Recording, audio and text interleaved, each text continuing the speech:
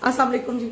अच्छा, मैं बताऊंगी जी, जिनकी अर्ली प्रेगनेंसी और बच्चे के दिल की धड़कन नहीं आती या ग्रोथ नहीं हो रही होती। बहुत सी खवातीन कहती हैं कि जी प्रेगनेंसी तो हो गई थी, ग्रोथ नहीं हुई, उसकी वजह से फिर हमें डीएनसी करवानी पड़ी या उनका जो है मिसकैरेज हो गया।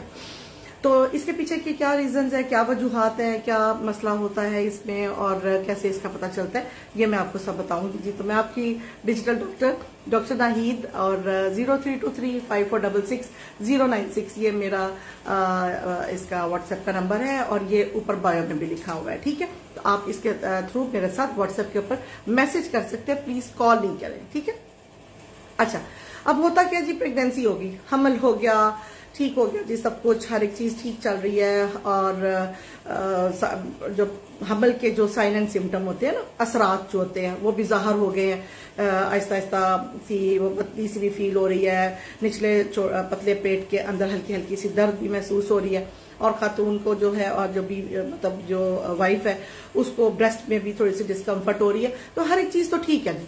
आज ये बड़ी खुशी खुशी अल्ट्रासाउंड करवाने जाते हैं तो अल्ट्रासाउंड में पता चलता है कि बच्चे की ग्रोथ नहीं हुई, या तो खाली थैली है बनी हुई और या फिर एक छोटू सा अंदर वो फीटस बना होता है, बेबी बना होता है, लेकिन उसके अंदर दिल की धड़कन नहीं होती। अब ये बड़ा ही शौक होता है जी, बहुत ही एक परेशानी वाला हिसाब किताब आता है, बड़ी मन्नतों मनातों के साथ ज़ाहिर हमल हुआ होता है। तो जी अब ये क्या हो गया और ऐसे क्या हुआ। अब इसकी रीजंस मैं आपको बताती हूँ, वजूहात क्या है। ठीक है, इसकी वजूहात है जी क्रोमोसोम 23 क्रोमोसोम मर्द की तरफ से आने होते हैं, 23 क्रोमोसोम औरत की तरफ से आने होते हैं और मिल के 46 क्रोमोसोम बनाने होते हैं।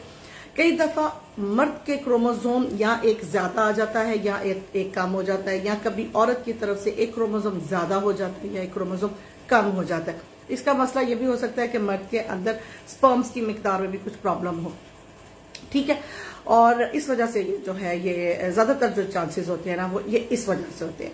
और स्पर्म्स में क्रोमोसोम होता है या उधर से एग की प्रोडक्शन से ही नहीं हुई होती है, तो क्या होता है, खाली थैली लगी हुई होती है, उसके अंदर बच्चा नहीं बना हुआ होता है। इसको बोलते हैं एन एम्ब्रियोनिक या इसको हम ब्लाइंडेड ओवम भी बोलते हैं। ठीक है, तो जी मैं आपको बताती हूँ कि इसको डायग्नोज कैसे करना है। जाहिर है हर एक ये अल्ट्रासाउंड के बगैर तो नहीं पता चल सकता है कि आपकी जो प्रेगनेंसी है वो कैसे, तो अल्ट्रासाउंड ही आपको करवाना पड़ता है। ठीक है, अब अगर आपने एक अल्ट्रासाउंड करवाया है, जो कि आपने अगर 6 या 7वें हफ्ते में आपने करवाया, तो आपने क्या करना है कि 2 हफ्ते के बाद एक बार दोबारा अल्ट्रासाउंड करवाना है। अगर आप पेट का अल्ट्रासाउंड करवा रहे हो पेट के ऊपर से, तो 2 हफ्ते के बाद अल्ट्रासाउंड। अगर आप वजाइना के अंदर वाला जो अल्ट्रासाउंड करवा रहे हो तो वो 1 हफ्ते बाद आपने अल्ट्रासाउंड करवाना है।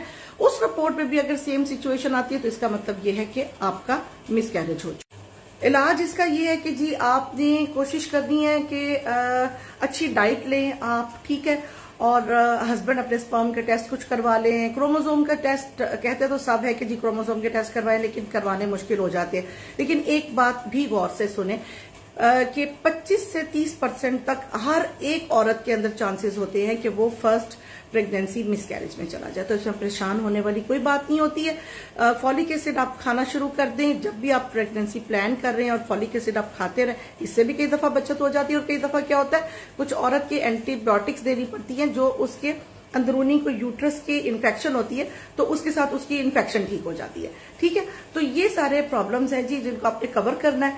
और बाकी जी मैं आपकी डॉक्टर नाहीद, राब्ता करें 3235466096 पे जी, और मैसेजेस करें, मुझे ऑडियो में सेंड करें मैसेज, फीस जमा करवाएं और इलाज करवा लें।